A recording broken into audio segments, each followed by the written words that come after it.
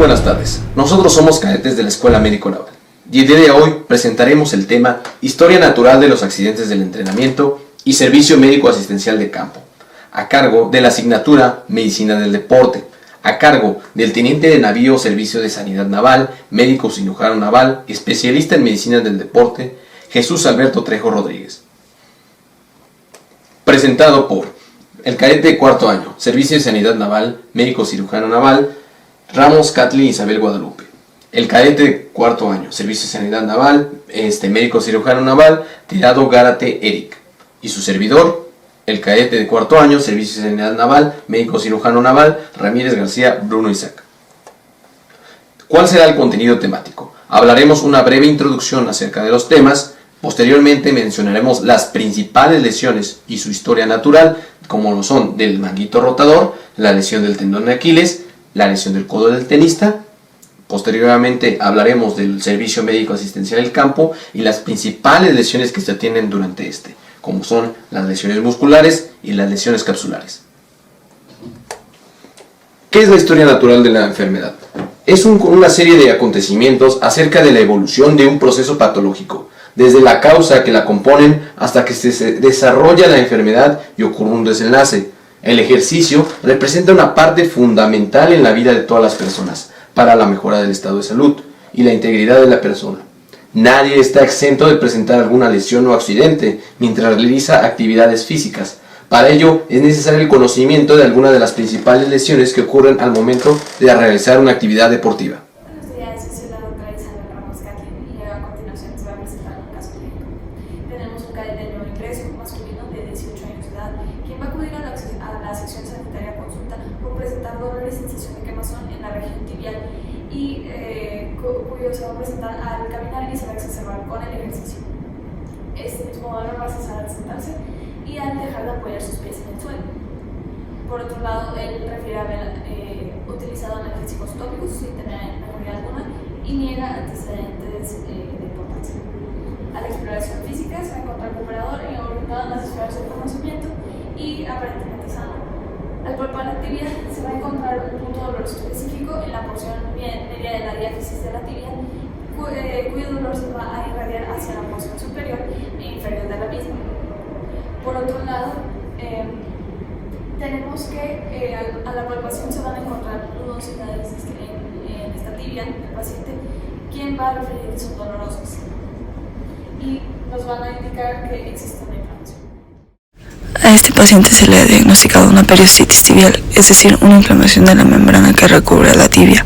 Para su correcto diagnóstico y tratamiento se puede realizar una radiografía para descartar alguna clase de fractura.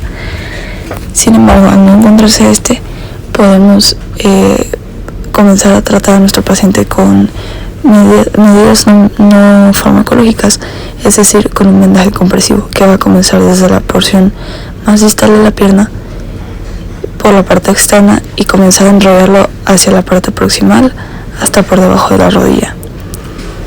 Este debe ser utilizado únicamente a la hora de realizar ejercicio o de estar haciendo algún esfuerzo para que podamos mantener una correcta circulación. De igual manera, debemos agregar algún tratamiento antiinflamatorio y dejar reposar.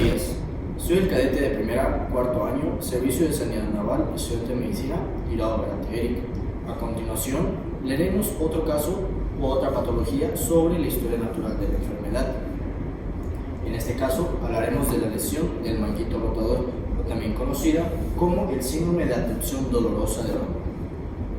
En la prevención primaria tenemos ciertos aspectos, como lo es la asociación fuerte entre los fumadores y esta patología. Por lo tanto, como prevención tenemos a eliminar el hábito del tabaco en estos pacientes. Como segundo, tenemos una asociación entre la diabetes y este síndrome. Por lo mismo, se recomienda prevenir y controlar la diabetes mellitus con diferentes fármacos, ya sea con insulinas de corta y larga acción, así como metformina, así como estatinas, etc. Como datos históricos tenemos que Mir, en 1972, fue el primero en introducir el concepto de pinzamiento del manguito rotador, conocido también con el nombre de síndrome de abducción dolorosa, que se produce como resultado de la compresión mecánica del manguito de los rotadores en la porción antero-inferior del acromion, especialmente cuando el hombro está en flexión y es llevado hacia el frente con una rotación interna. El síndrome de abducción dolorosa del hombro en sus inicios no presenta lesión del manguito rotador, pero si no recibe tratamiento adecuado puede llegar a lesionarse de tal forma que llega a presentar síndrome del manguito rotador. Recordemos la anatomía del manguito rotador, que va a constituirse de 4 músculos: el supraescapular, infraescapular, supraespinoso y el redondo menor. Siguiente, por favor. En la lesión del manguito rotador, el diagnóstico. Tenemos que con una historia completa se puede detectar el síndrome del manguito rotador. Asimismo, el dolor de este se presenta principalmente en la noche. ¿Pero por qué? Estos pacientes tienden a dormir en una posición recargada sobre el hombro que está afectado. Por lo tanto, cuando se levantan tienden a tener una ligera molestia sobre esta parte. Asimismo, actividades recreativas con movimiento de lanzamiento. En el caso de los que tiran jabalinas, de los beisbolistas, estos tienden a tener una alta frecuencia en la patología del manguito rotador, así como dolor en movimientos pasivos de 60 y 120 grados en relación al hombro. El realizar una historia clínica detallada con evaluación física completa, la evaluación de las pruebas clínicas especiales y auxiliares del laboratorio y gabinete específicos nos permitirá llegar a un diagnóstico más acertado. Otra cosa que nos ayuda en el diagnóstico es que a una mayor edad va a haber una mayor lesión del manguito rotador. Esto debido a los procesos degenerativos que se encuentran en el mismo cuerpo, articulares así como músculos tendinosos. Las características del dolor son de mucha ayuda para el diagnóstico etiológico, como lo es en el caso que mencioné previamente. La que sigue, por favor. En la lesión del manguito rotador vamos a tener principalmente estas 3 características. En las fases iniciales tenemos la radiografía simple, que se encuentra en este lado. En este lado vamos a tener una radiografía AP de hombro, que es la que se le va a solicitar. Generalmente a los pacientes se les piden 3 radiografías: la AP, la en Y para verificar el espacio subescapular, así como la radiografía lateral. Pero generalmente la que más se pide es la radiografía AP para observar el espacio entre el proceso acromial y el espacio entre el fémur y la otra articulación. Como estándar de oro tenemos la resonancia magnética. ¿Pero por qué es el estándar de oro? La resonancia magnética generalmente lo que detecta son tejidos. Los tejidos principalmente afectados en la lesión del manguito rotador son cualquiera de los 4 músculos que lo componen, por lo tanto se le considera el estándar de oro. La neumoartrografía nos va a detectar una lesión del manguito rotador por medio de una fuga del medio de contraste que se va a encontrar en la lesión del hombro. Y como siguiente término tenemos la artrografía resonancia, que nos va a ayudar a delimitar hasta dónde llega esta patología y su inestabilidad axial con el resto de los componentes articulares que la van a componer. La siguiente, por favor. Aquí tenemos una imagen de una resonancia magnética en un corte coronal de la lesión del manguito rotador. En este caso, de este lado tenemos la cabeza del húmero. Por encima vamos a tener las articulaciones que componen al manguito rotador, igualmente los músculos. En este caso podemos ver que en este color blanco tenemos una disrupción de la continuidad del tendón roto, lo que va a generar una ruptura grande del manguito. En este lado tenemos la glenoides y de este lado tenemos la cabeza del húmero, pero ascendida por la ruptura del manguito rotador, ya que va a perder su estabilidad axial. La que sigue, por favor. En el tratamiento principalmente tenemos la administración de antiinflamatorios no esteroideos para ayudar al paciente con su dolor. Estos van a mejorar los síntomas. Asimismo tenemos la inyección de corticosteroides y lidocaína en la fosa subacromial, que va a reducir el dolor de una manera muy significativa y va a mejorar la movilidad del paciente. Si después de 2 infiltraciones con corticosteroides en la articulación no hay disminución del dolor, no se deberán aplicar más de estas, debido a un riesgo de una abstinencia que pueda tener el paciente, asimismo como efectos adversos por la gran cantidad de fármaco que se le está dando. utilizando. De este lado tenemos una imagen que nos va a determinar cómo son las inyecciones de corticosteroides de la bolsa subacromial, que se van a apoyar acerca de un transductor. Vamos a observar por medio de un aparato con ultrasonografía que nos ayude a introducir la aguja dentro de la bolsa subacromial. La que sigue, por favor. Y bueno, como tratamiento en prevención final, tenemos la terapia de rehabilitación funcional consistente en ejercicios fisiátricos, calor local y diatermia. El calor local sirve mucho en estos pacientes que pueden estar en sus casas.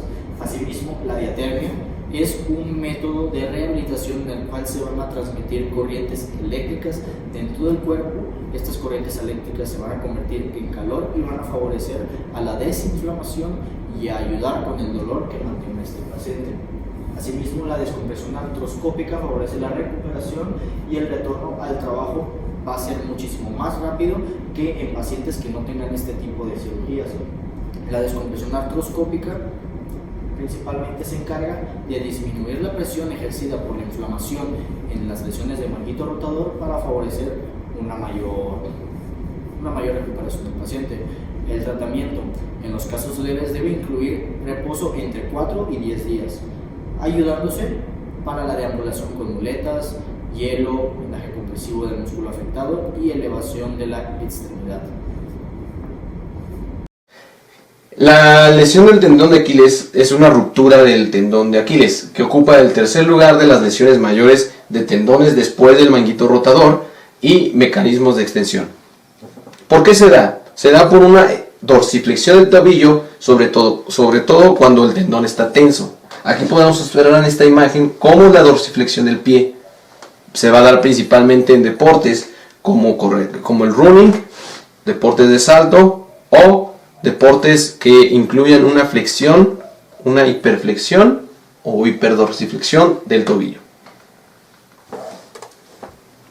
Aquí tenemos algunas generalidades del tendón de Aquiles. Abarca desde los músculos gastrocnemios que van a insertarse aproximadamente a nivel del calcáneo.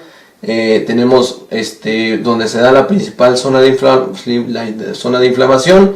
Tenemos las principales características de la bursa retrocalcánea, como es la bursa subcutánea del calcáneo y la inserción del tendón de Aquiles per se. ¿Okay? La siguiente, por favor.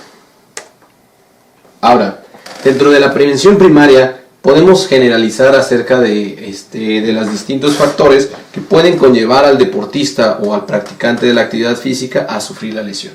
Estos son los factores predisponentes que pueden llevar al atleta a sufrir una lesión, como lo puede ser la edad, la flexibilidad del mismo individuo, lesiones previas que haya tenido o el sematotipo. Todos estos se conocen como factores intrínsecos o factores de riesgo intrínsecos.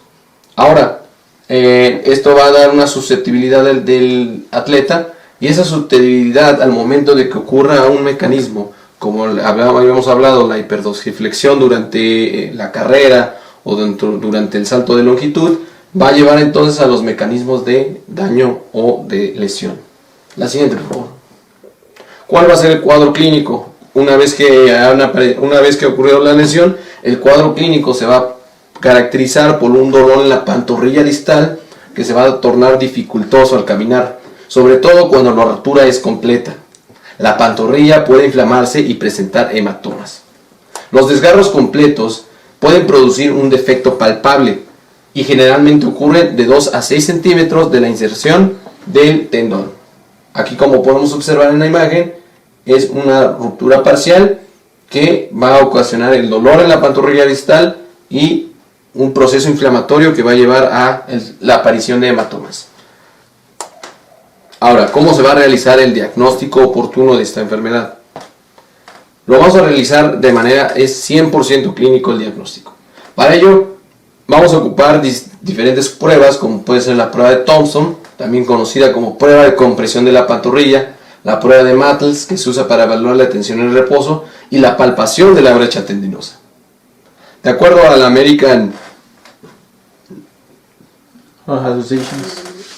a la Asociación Americana de Ortopedia, el diagnóstico de una rotura requiere solo dos pruebas positivas, 2 de las 3 pruebas positivas, o una prueba positiva y una flexión plantar del tobillo que se nota debilitada. Para motivos de imagen, las radiografías o resonancias magnéticas nos pueden ayudar cuando encontramos alguna deformación o cuando podemos sospechar de alguna fractura. Ese va a ser el momento en el que vamos a solicitar una radiografía o alguna resonancia magnética. La siguiente, por favor. ¿Cuál va a ser el tratamiento principal una vez que ha ocurrido o cuál vamos a tratar de que sea el desenlace de esta enfermedad? Principalmente se va a llevar a cabo por el entablillado de la flexión plantar, la derivación inmediata al ortopedista y en ocasiones la reparación quirúrgica. El tema de nuestra exposición les voy a hablar acerca del codo del tenista.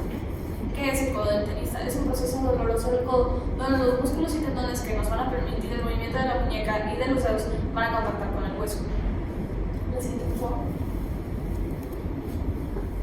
El codo del tenista como tal va a ser el nombre vago que va a recibir, ya que este se va a clasificar por una localización y dependiendo de su localización es que va a recibir su nombre. Cuando lo clasificamos por localización puede ser por la parte externa o por la parte interna. Por la parte externa se le va a denominar epicondilitis lateral o externa o codo del tenista, como es en este caso, ya que ahí es donde se encuentra la lesión. Y por la parte interna de la articulación se va a llamar epicondilitis medial o epitrocleitis o en dado caso codo del golfista. La siguiente, por favor. Bien, va a ser como tal una de las lesiones más frecuentes del brazo, la epicondilitis. Generalmente se va a dar en el lado dominante. ¿Por qué se llama codo del tenista? Porque este está muy frecuentemente asociado al deporte del tenis, precisamente por el movimiento que se realiza con el brazo. Al impactarse, esta misma fuerza va a generar una lesión en la articulación por la parte externa. De igual manera tenemos que van a haber múltiples demandas físicas del uso de esta articulación por diferentes trabajos. Sin embargo, la que nos compete en esta ocasión es en el personal que es deportista. La siguiente, por favor. Bien, ¿qué podemos hacer para prevenir esta enfermedad? Primeramente tenemos lo que va a ser la reducción de los movimientos repetidos. Tenemos en primera parte lo que va a ser la mecanización y automatización de la producción en la medida de lo posible. Por otro lado, la estructuración del trabajo para que tenga una mayor variación de tareas y estas se puedan realizar para incrementar un tiempo en cada ciclo en el que se va a realizar el trabajo. Y por otro lado, reducir el tiempo de exposición al factor que nos esté generando ese dolor o que nos esté exponiendo a generar esta enfermedad. Así que, por favor. Y por otro lado también tenemos la reducción de las posturas y sobreesfuerzos musculares. Debemos de mantener posiciones neutras, el codo en ángulo recto y debemos de tratar de no exceder un 30% de la capacidad muscular de la persona de una manera repetitiva para prevenir y para disminuir la aparición de esta enfermedad. De otra manera también podemos tratar de mantener la muñeca en una postura neutral y en una posición recta. Por otro lado también queremos realizar ejercicios que van a ser extensores de la muñeca.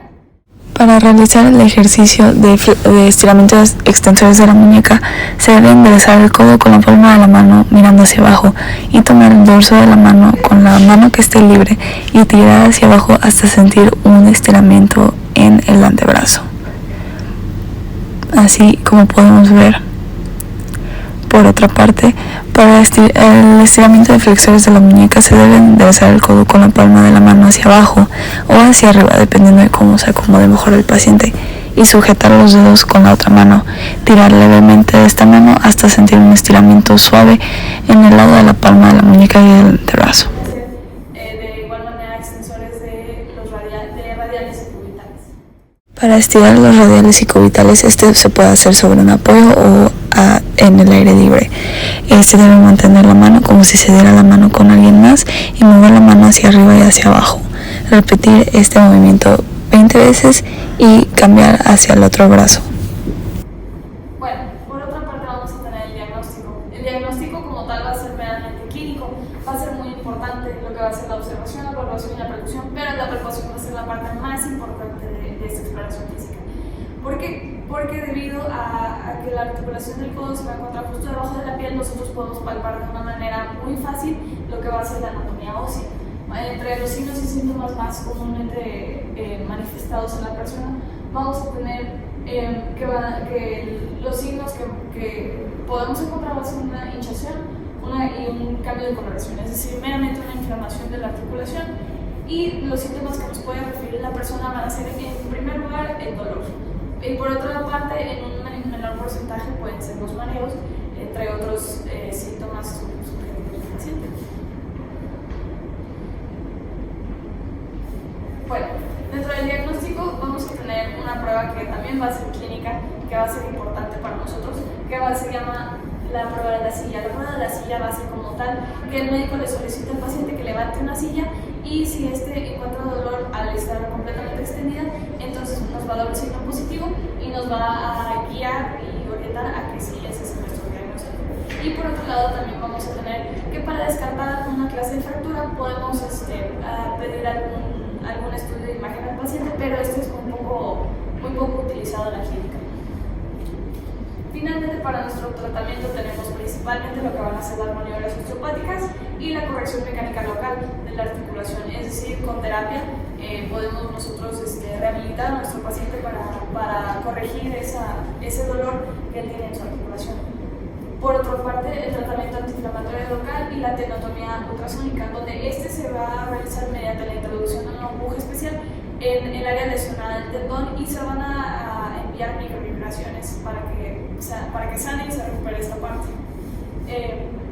Sin embargo, en caso de que estos métodos no funcionen, también se puede aplicar la cirugía, donde la cirugía ya se va a utilizar en un periodo sin mejoría de tratamiento no quirúrgico, en un periodo de 6 hasta 12 meses. Como servicio médico asistencial de campo, como segundo tema que abordaremos en esta exposición, tenemos que la lesión deportiva es el riesgo que puede ocasionar la práctica del deporte. Esta se va a originar por accidentes violentos o sobreesfuerzos. Durante actividades deportivas, el servicio médico asistencial se encarga del manejo de estas lesiones en una etapa primaria, evitando la progresión de la enfermedad. Muchos de nosotros hemos visto diferentes partidos o diferentes deportes en nuestra vida cotidiana, ya sea fútbol americano, béisbol, y generalmente cuando uno de estos deportistas tiende a lesionarse, los que van son los que se encargan del servicio médico asistencial de campo, que van a brindarle apoyo al deportista en una etapa primaria de la enfermedad. Se le valora y si requiere una intervención quirúrgica se le va a referir a un sanatorio diferente. En este caso tenemos que las tres principales lesiones van a ser las lesiones musculares, los esguinces o lesiones capsulares y las tendinosas. Principalmente abordaremos las lesiones musculares. Estas son las más frecuentes de las tres. Pueden ser por causas extrínsecas, ya sea por una patada o un balonazo, que va a generarse por una descarga de energía cinética de un objeto hacia el cuerpo del afectado o del deportista, o de una manera intrínseca. La intrínseca va a ser sobre una sobrecarga de fuerza en estos músculos, que van a ganarle a la capacidad de fuerza de este músculo, generando los famosos tirones. Estos se van a caracterizar principalmente por dolor intenso y espasmos musculares, que van a generar la contracción del músculo en un estado muchísimo más allá del que generalmente se contrae, por lo tanto va a generar este dolor intenso característico en estas lesiones musculares. La exploración de estos pacientes debe incidir en palpar los defectos en la continuidad muscular, es decir, si la lesión fue en la pierna, lo que vamos a hacer es ir con el afectado, vamos a tener una exploración física manual sobre esta extremidad y vamos a generar o vamos a encontrar lo que comúnmente llamamos como el signo del hachazo. El signo del hachazo, como lo podemos ver en aquella imagen, son deformidades que el mismo cuerpo genera. Asimismo, son como hundimientos que se generan sobre la superficie corporal del cuerpo ocasionados por una disrupción de estos músculos, que estas van a ser difíciles de detectarlas en lesiones menores. Lesiones musculares en base a su tratamiento. En los casos leves vamos a incluir un reposo de 4 a 10 días, ayudándose con la deambulación con muletas, hielo. Asimismo, vamos a pedirle al paciente que ejerza diferentes vendajes que van a favorecer la regeneración de este músculo afectado. Asimismo, podemos recetar diferentes medicamentos.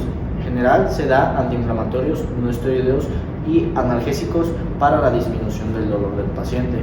E igualmente podemos ejercer diferentes, ya sea cremas, pomadas que contengan calor y frío al mismo tiempo para favorecer una regeneración exitosa de esta lesión muscular.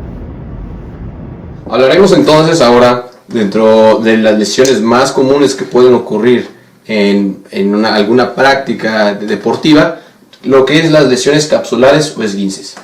Estas van a ser caracterizadas porque pueden ser tratadas mediante la atención primaria. Las principales articulaciones afectadas serán la rodilla y el tobillo. Ahora, ¿cómo podemos clasificar la gravedad de la lesión? Vamos a tener que hacer una correcta anamnesis y una exploración física. La comparación al momento de realizar la exploración física siempre tiene que ser de manera bilateral. Ahora, la radiografía solo será en caso de que haya deformidad o dolor óseo del tejido adyacente. Aquí podemos tener la anatomía de la rodilla, nos encontramos con el fémur y por debajo de la tibia. Comunicados por entonces los meniscos laterales, el menisco medial, el ligamento patelar. Aquí tenemos ubicada la patela, un poco disminuida en brillo para que se puedan observar las estructuras posteriores. Entonces tenemos el ligamento colateral, el ligamento colateral medial. Aquí por este lado tenemos la fíbula. Y entonces estos son los principales sitios en los que va a poder ocurrir una lesión de la articulación de la rodilla. La siguiente, por favor. ¿Cómo vamos a clasificar entonces estas lesiones? Vamos a tener 3 grados principales. El grado 1 se va a caracterizar por la elongación de algunas fibras, un ligero dolor y edema sin laxitud articular. El grado 2 lo vamos a clasificar por un desgarro parcial. El dolor va a provocar una impotencia funcional intensa. Puede existir laxitud articular dependiendo del porcentaje de fibras afectadas. Ahora, al momento de realizar la exploración física es importante no forzar a la exploración para evitar el aumento de la lesión. Y ya en el grado 3 el desgarro es total. Existe una laxitud completa e impotencia funcional grave, pudiendo en algunos casos acompañarse de lesiones más extensas como arrancamientos óseos. La siguiente, por favor. Ahora tenemos aquí los principales grados, cómo se tiene que ver un ligamento normal, cómo se va a ver un desgarro grado 1, con detalles que pueden únicamente ser observados al microscopio, cómo se va a ver una lesión grado 2, con un desgarro parcial de la estructura, y cómo se va a ver un desgarro grado 3, con una ruptura total del ligamento. Nuevamente podemos observar cómo este es un desgarro parcial, ya observado a simple vista, y un desgarro total del ligamento. El siguiente, por favor. ¿Cuál va a ser el tratamiento? Principalmente el tratamiento de la lesión grado 1 y grado 2 va a ser el reposo, la inmovilización con férula o vendaje, la aplicación de hielo sobre el sitio de afección y el uso de analgésicos. Y el grado 3, vamos a tener nosotros como médicos de primer contacto, derivar directamente con el ortopedista o el traumatólogo. La siguiente, por favor. Finalmente les presentamos nuestras bibliografías, agradeciéndoles una vez más su atención.